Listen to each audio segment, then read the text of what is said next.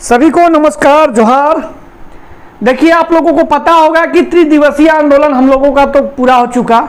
उस त्रिदिवसीय आंदोलन पर आज हम लाइव आके आपको बताएंगे कि उस आंदोलन में हम लोगों ने क्या क्या सीखा, क्या क्या पाया और क्या क्या खोया, और उस पर आज हम लाइव आके आज रात में चर्चा करेंगे। लेकिन आज सबसे मज़ेदार बात इस बात का है कि मैं आज आपके सामने झूठ नहीं बोलता। मैं हमेशा देखिए साक्षात सरस्वती माँ के मैं पुस्तक लेकर बोल रहा हूँ कि मैं जो भी बात बोलता हूँ बहुत सत्य बोलता हूँ। हो सकता है किसी को बुरा लगे, लेकिन उससे मुझे कोई फर्क नहीं पड़ता।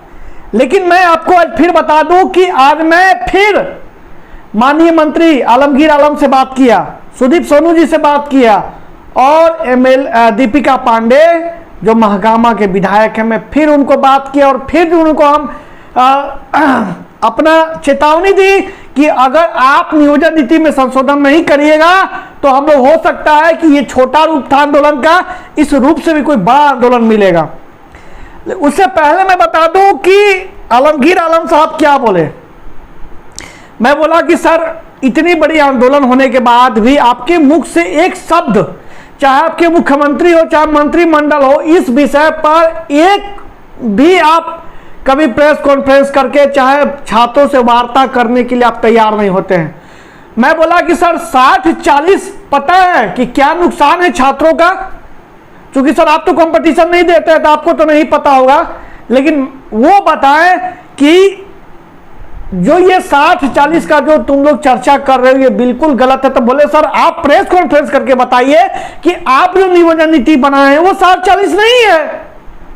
अगर आपके, हम बोले सर आपके विज्ञापन में साफ दिखता है कि भारत की नागरिकता झलकता है, और आप बोल रहे हैं कि 60-40 नहीं है, तो सर आप कब तक हम लोगों को मूर्ख बनाइएगा? 3.5 साल हो गए, अब तक आप मूर्ख बनाते चल रहे हैं, और आप कैलेंडर जारी कर दिए। आप हमसे वार्ता करके आप हम ही को मूर्ख बनाएं, आप हम ही को समझ रहे हैं कि यहाँ के लोग भोले भाले हैं। खैर, ये झारखंड का सत्य है कि झारखंड में आदिवासी मूल आवासी बहुत भोले भाले हैं। मैं भी बताऊं, मैं भी भोला भाऊ, मैं भी किसी का भेंट चढ़ा हूं कुछ दिन के लिए, तब तो कल सच्चाई निकली मुख से बात।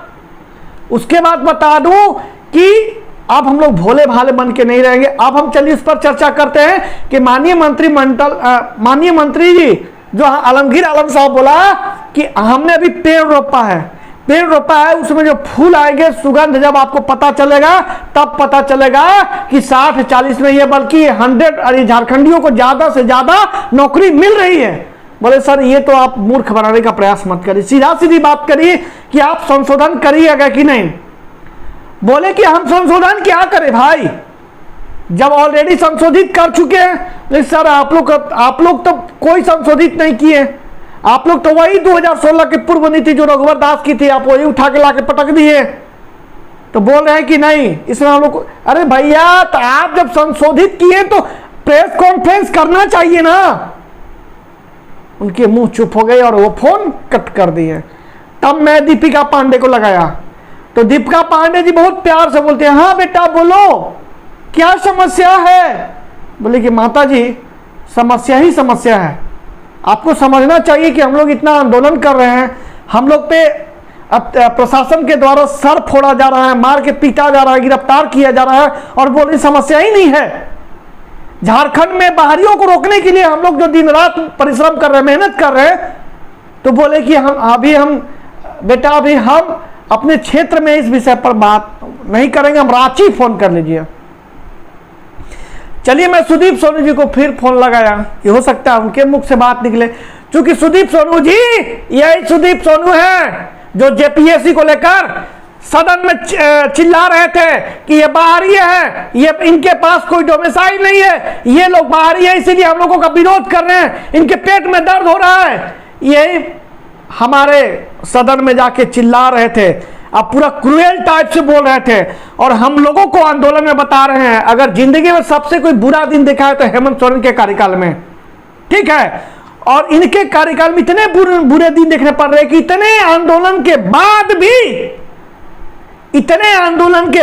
भी अब तक सरकार का एक मुख से कोई सकारात्मक पहल नहीं निकले हैं, कोई सकारात्मक सत्य वचन नहीं निकले हैं, क्योंकि इनके मुख से। इसलिए हम ये भी बात बोले कि अगर आप हमें एक बार मुख्यमंत्री से वार्ता करा दीजिएगा तब मुख्यमंत्री भी मान जाएंगे कि हमें चिंटू पिंटू मूर्ख बनाने का प्रयास कर रहे हैं। मतलब कि अब झारखंड वासियों ये समझ लो कि ये 60-40 पे हो चुके हैं, इसी विधि पर वो परीक्षा लेना चाहते हैं, पर ये कभी हम होने नहीं देंगे। ये कल का वीडियो में मेरा देखा था और आज का भी वीडियो में देखिए कि ये मैं कभी होने नहीं दूंगा, चाहे इसके लिए मुझे जो भी आंदोलन के माध्यम से लोगों तक जन तक पहुंचाने का भी बात आ जाए तो मैं पहुंचाएंगे ही। बहुत सत्य वचन सत्य बात बोल रहे हैं कि लोग रिजिड हो चुके कि उसी माध्यम से परीक्षा लेंगे। और मैं बता दूं कि 10-20 हजार नियुक्ति देकर और ये फिर 1932 और 27% आरक्षण लेके और वो चले जाएंगे कहां पर, पब्लिक का सेंटीमेंट लेने 2024 के प्रचार के लिए। और मैं बता दूं कि भारतीय जनता पार्टी इसका फायदा उठाने वाली है 2024 में। हम लोग सिर्फ क्या होंगे, इन लोगों का शिकार बनेंगे और ये हम लोगों पर आक्रमण करके हम लोगों को दबाने का प्रयास करेंगे।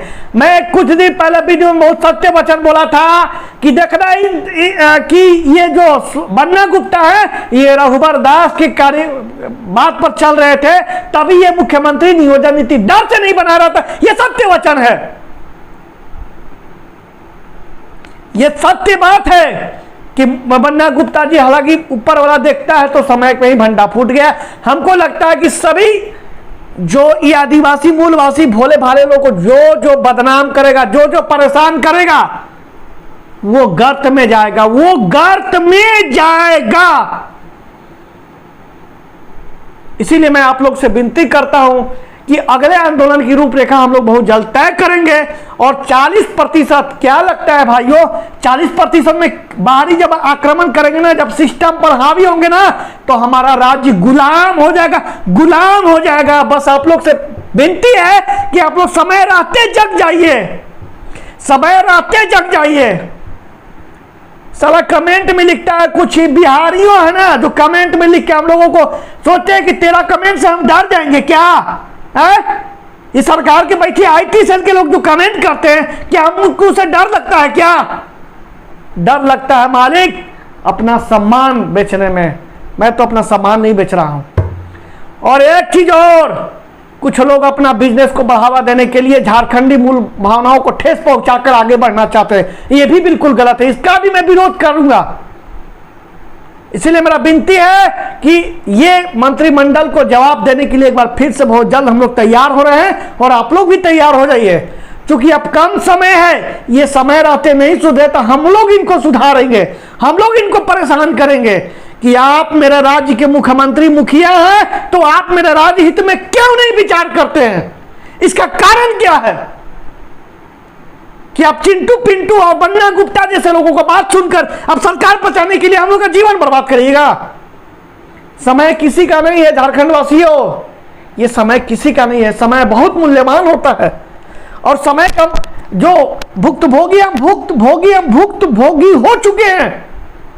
समय मूल्यवान है, समय एक बार हाथ से निकल जाता है ना तो कुछ नहीं प्राप्त होता है। ये बाबा जी का ठुल्लू धराने का प्रयास कर रहे हैं, पर बहुत जल्द इस पर हम विचार करेंगे और अपने आगे आने वाले हमारे देवेंद्र भैया के नेतृत्व में, जो भी योगेश भाई के नेतृत्व में जो भी फैसला आएगा कि हमें क्या करना है, बहुत जल्द उसके साथ आएंगे। लेकिन ये मंत्रिमंडल ये बोले हैं, अब आप लोग विचार करिए कि हम लोगों को क्या करना होगा।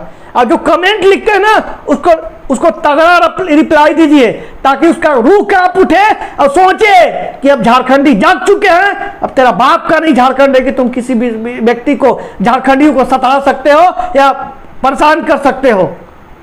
तब तक हमारे चैनल पे बने रहिए और सुन लीजिए, सत्य परेशान हो जा सकता है। पूरे झारखंड वासी सुन लीजिए, मंत्रिमंडल को मैं चेता रहा हूं कि सत्य परेशान हो सकता है लेकिन पराजित नहीं। आप मुझे परेशान कर सकते हैं लेकिन सत्य को कभी नहीं परेशान और पराजित कर सकते हैं। तब तक हमारे चैनल पे बने रहिए। सभी को जोहार झारखंड।